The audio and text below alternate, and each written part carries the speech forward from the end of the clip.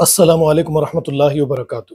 2-3 روز پہلے میں نے نماز سے متعلق ایک ویڈیو سوشل میڈیا پر شیئر کی تھی۔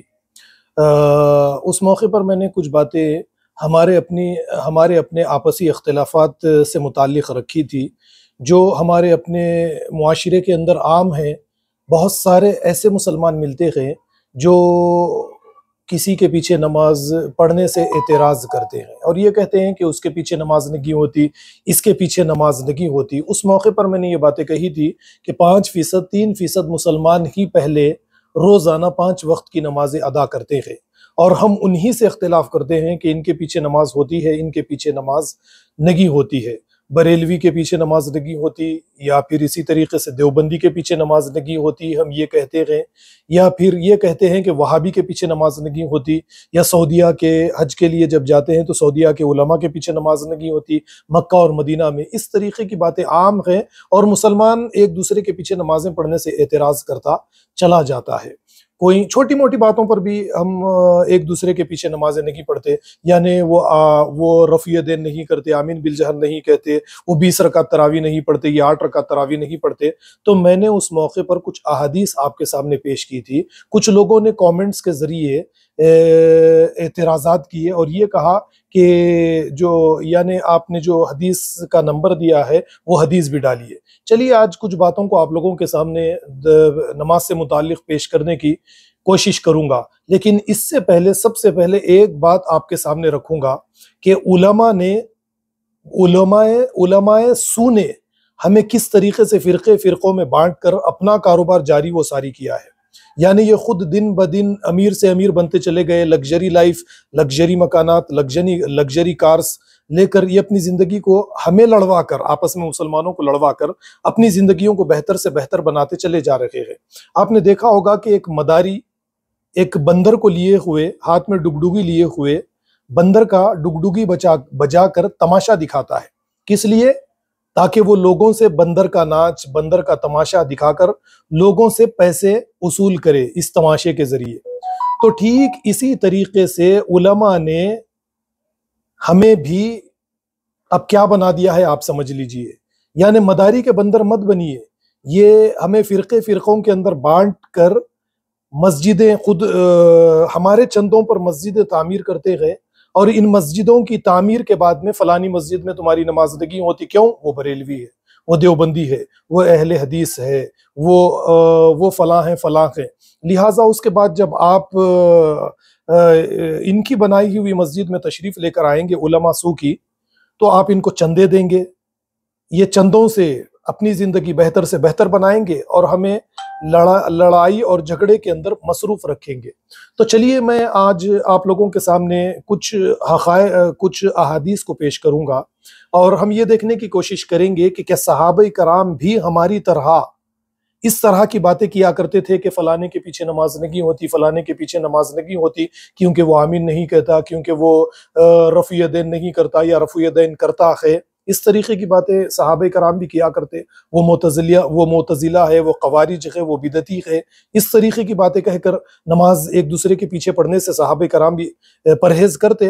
چلیے آپ خود دیکھیے، آپ خود فیصلہ کیجیے۔ آج سب سے پہلے میں آپ لوگوں کے سامنے بہقی کی ایک حدیث رکھوں گا، اور حدیث کا نمبر ہے دیکھیے 5305۔ حضرت عبداللہ ابن عمر جو حضرت عمر کے بیٹے ہیں، یہ خوارج کے پیچھے بھی نماز پڑھ لیتے تھے، پڑھ لیتے تھے اور کہتے تھے کہ جب یہ نماز کی طرف بلائے تو ان کی دعوت کو قبول کرو، میں ان کی دعوت کو قبول کرتا ہوں اگر یہ نماز کی طرف بلائے، یا یہ حی علی الفلاح کی طرف بلائے تو میں ان کی اس حی علی الفلاح کو قبول کرتا ہوں، اور اگر یہ کسی برے کام کی طرف یعنی قتل کی طرف وغیرہ وغیرہ، مال لوٹنے کی طرف مجھے بلائے تو میں ان کا انکار کر دوں گا۔ دیکھیے خوارج، جبکہ حضرت عبداللہ ابن عمر کو خوارج سے سخت اختلاف تھا اور خوارج کو وہ بدترین سمجھتے تھے۔ کیوں؟ خوارج کافروں والی آیات صحابہ کرام پر چپکا دیتے تھے، چسپا کر دیتے تھے۔ یہ حدیث آپ کو بخاری میں ملے گی، اور بخاری میں حدیث کا نمبر ہے 6930، یعنی خوارج والی حدیث جو آپ کو ملے گی۔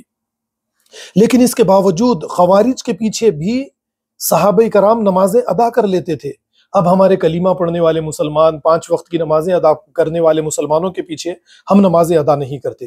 اسی لیے میں نے شروع میں ایک بات آپ لوگوں کو بتائی کہ یہ علماء سوق ہے، یہ علماء سوق ہے جو ہمیں ایک دوسرے کے پیچھے نمازیں ادا کرنے سے روکتے ہیں۔ تو ہم کو مداری کے بندر ہرگز نہیں بننا ہے۔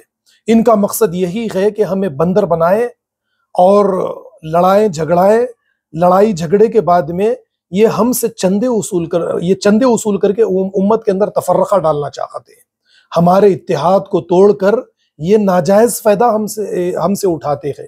چلیے ایک دوسری حدیث دیکھیے، بخاری کی حدیث کا نمبر ہے 695، کتاب الاذان جلد اول میں آپ کو یہ حدیث ملے گی۔ اور اس حدیث میں آپ کو پہلے امام بخاری نے امام حسن بصری کا ایک قول نقل کیا ہے۔ امام حسن بصری کہتے ہیں کہ بدعتی کے پیچھے بھی تیری نماز ہو جائے گی، اس کے پیچھے نماز ادا کر لے۔ یہ کون کہتے ہیں؟ امام حسن بصری رحمت اللہ علیہ کہتے ہیں۔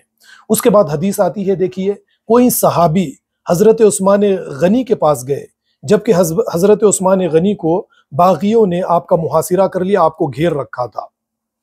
جا کر صحابی کہنے لگے حضرت عثمان غنی سے کہ اے عثمان، مسجد نبوی کو باغیوں نے گھیر لیا ہے اور باغیوں کا امام مسجد نبوی میں نماز ادا کر رہا ہے، امام بن چکا ہے، کیا ہم اس کے پیچھے نماز ادا کر لے؟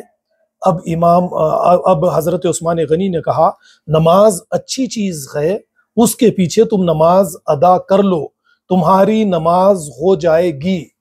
نماز اچھی چیز ہے، اس کے پیچھے ادا کر لو، نماز ہو جائے گی۔ جب وہ کوئی برا کام کرے تو تم ان سے علیحدہ ہو جاؤ۔ یہ بخاری کی حدیث نمبر 695 ہے۔ اب اس کے بعد میں وہ کون سی دلیل چاہیے مسلمانوں کو؟ صحابہ کرام کا عمل دیکھیے، صحابہ کرام کے عمل سے یہی ثابت ہو رہا ہے کہ یہ خوارج کے پیچھے نماز ادا کر لیتے۔ خوارج صحابہ کرام کو برا بھلا کہنے والے، اگر ہم بریلویوں کو دیکھیں گے تو یہ صحابہ کرام سے تو بے انتہا محبت کرتے ہیں، اہل بیت سے بے انتہا محبت کرتے ہیں۔ آپ اسحاق جھالوی جو اہل الحدیث کے ایک بہت بڑے عالم تھے، حال میں جن کا انتقال ہوا، ان کے بیانات سنیے آپ۔ یہ کہتے بریلویوں کے پیچھے نماز پڑھنے کے بارے میں یہ کہتے ہیں کہ ان کے پیچھے نمازیں پڑھنا چاہیے، نمازیں ادا ہو جاتی ہے، اور ان کو یہ کافر بھی نہیں مانتے۔ یوٹیوب پر بیانات موجود ہے، آپ دیکھ سکتے ہیں بیانات۔ اب اس کے بعد میں ایک اور واقعہ امام احمد ابن حنبل کا۔ امام احمد ابن حنبل حج کرنے کے لیے گئے اور وہاں پر معتزلہ کا امام نمازیں پڑھا رہا تھا، اس کے پیچھے آپ نے نمازیں ادا کر لی۔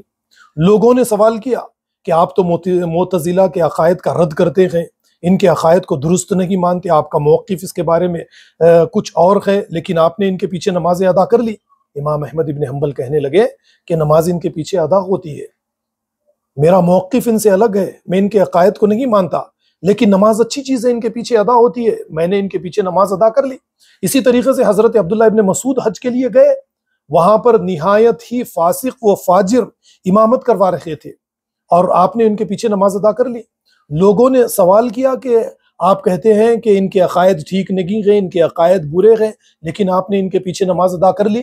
تب حضرت عبداللہ ابن مسعود نے تاریخی بات کہی، اگر میں ان کے پیچھے نماز ادا نہ کر کے یہاں سے چلا گیا تو میں امت میں فرقہ بازی کر دوں گا، اور مجھے فرقہ بازی، فرقہ پسندی ہرگز پسند نہیں ہے کہ میرے ذریعے سے کوئی فرقہ بنے، میرے ذریعے سے کوئی فرقہ بنے۔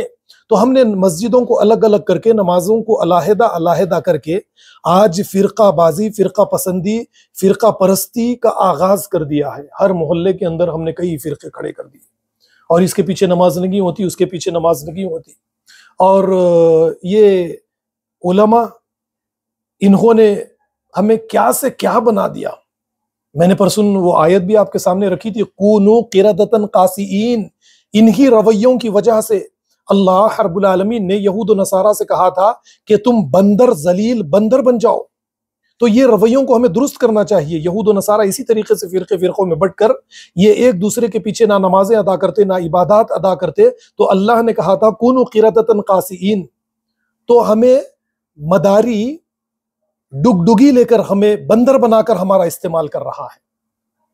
تو مداری کے بندر ہمیں نہیں بننا چاہیے، ہمیں دلائل کو دیکھنا چاہیے، دلائل پر ہمیں غور و فکر کرنی چاہیے۔ ایک کتاب ہے میرے پاس، یہ سعودیہ سے چھپی ہوئی کتاب ہے، سلیقہ اختلاف اس کتاب کا نام ہے، اور کتاب کے لکھنے والے ڈاکٹر صالح بن عبداللہ بن حمید ہے. بڑی اچھی باتیں لکھتے ہیں صحابہ کرام کے بارے میں. کہتے ہیں کہ صحابہ کرام اور تابعین رضی اللہ علیہم اور ان کے بعد کچھ لوگ نماز میں بسم اللہ پڑھتے تھے اور کچھ نہیں پڑھتے تھے، اور کچھ لوگ با آواز پڑھتے تھے اور کچھ لوگ نیچی آواز سے. کچھ لوگ فجر میں قنوت کرتے تھے، کچھ قنوت نہیں کرتے تھے. کچھ لوگ اونٹ کا گوشت کھانے اور آگ پر پکی ہوئی چیز کھانے سے وضو کرتے تھے اور کچھ نہیں کرتے تھے. لیکن ان سب باتوں نے کسی کو دوسرے کے پیچھے نماز پڑھنے سے نہیں روکا. ذرا آپ غور کیجئے کہ کیا پیاری بات آپ نے لکھی ہے. یعنی اتنی بڑی بڑی باتیں ہونے کے باوجود اونٹ کا گوشت کھائے، کسی کے پاس وضو ٹوٹ رہا ہے لیکن کسی کے پاس نہیں ٹوٹتا. ٹوٹنے والا نہیں ٹوٹنے کے والے کے پیچھے، تو نہیں ٹوٹنے والا ٹوٹنے والے کے پیچھے نماز ادا کر رہا ہے. کوئی یہ نہیں کہہ رہا ہے کہ اس کے پیچھے نماز نہیں ہوتی، اس کے پیچھے نماز نہیں ہوتی، کوئی نہیں کہہ رہا ہے. آگے دیکھیے، اسی طرح امام ابو حنیفہ اور ان کے اصحاب اور امام شافعی اور دیگر ائمہ مدینہ کے مالکی ائمہ کے پیچھے نماز پڑھتے تھے، حالانکہ وہ سرن یا جہرن بسم اللہ پڑھنے کا التزام، یعنی وہ بسم اللہ آواز سے بآواز بلند یا دبی یا وہ بسم اللہ پڑھتے ہی نہیں تھے، لیکن اس کے باوجود بھی یہ لوگ ان کے پیچھے نمازیں ادا کر لیتے تھے. تو کتنی پیاری باتیں ہیں دیکھیے. تو اس طریقے سے بسم اللہ کا مسئلہ رہے، رفع یدین کا مسئلہ رہے، یا عدم رفع یدین کا مسئلہ رہے، آمین بالجہر کا مسئلہ رہے، فاتحہ خلف الامام کا مسئلہ رہے، یہ کوئی بڑے مسائل نہیں ہیں، یہ فروعی مسائل ہیں. صحابہ کرام اس کے باوجود آپس میں ایک دوسرے کے پیچھے نمازیں پڑھتے. معتزلہ کے پیچھے نمازیں پڑھ لیتے، خوارج کے پیچھے نمازیں پڑھ لیتے، بدعتی کے پیچھے نمازیں پڑھ لیتے. یہ چھوٹی موٹی باتوں میں ایک دوسرے کی نمازوں کو، ایک دوسرے کو نمازوں سے روکنا، ایک دوسرے کے پیچھے نمازیں پڑھنے سے رک جانا فتقطعوا امرہم ہے، یعنی دین کو ٹکڑے ٹکڑوں میں بانٹ لینا ہے. کلو حزب بما لدیہم فریحون ہے، یعنی ہر فرقہ اس کے پاس جو ہے وہ اسی کے اندر خوش ہے.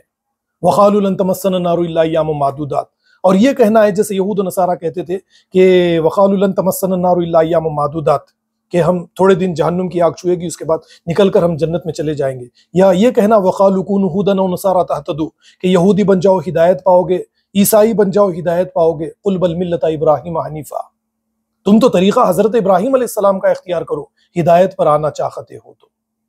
یہ چند باتیں تھی جو آپ لوگوں کے سامنے پیش کرنی تھی. پھر سے گزارش کروں گا کہ مداری کے بندر مت بنیے، وہ ڈگڈگی پر نچا کر پیسے کماتا ہے. اسی طریقے سے علماء سو ہمیں نچا نچا کر، لڑوا لڑوا کر ہمیں اپنی زندگیاں بہتر سے بہتر بنا رکھے ہیں. امت کی زندگیوں کی ان کو کوئی پرواہ نہیں ہے. یہ امت کے مسائل کو حل کرنا نہیں چاہتے. امت فرقوں میں بٹ کر آپس میں ایک دوسرے سے لڑائی اور جھگڑا کر کے کٹ رہی ہے، مر رہی ہے، ختم ہو رہی ہے، طاقت ختم ہو رہی ہے. اس کی انہیں کوئی پرواہ نہیں ہے. بس یہ چھوٹے موٹے فروعی مسائل پر ہمیں جھگڑواتے ہیں، مرغے بنا کر لڑواتے ہیں، اور پھر اپنی زندگیوں کو بہتر سے بہتر بناتے ہیں. والسلام علیکم ورحمۃ اللہ وبرکاتہ.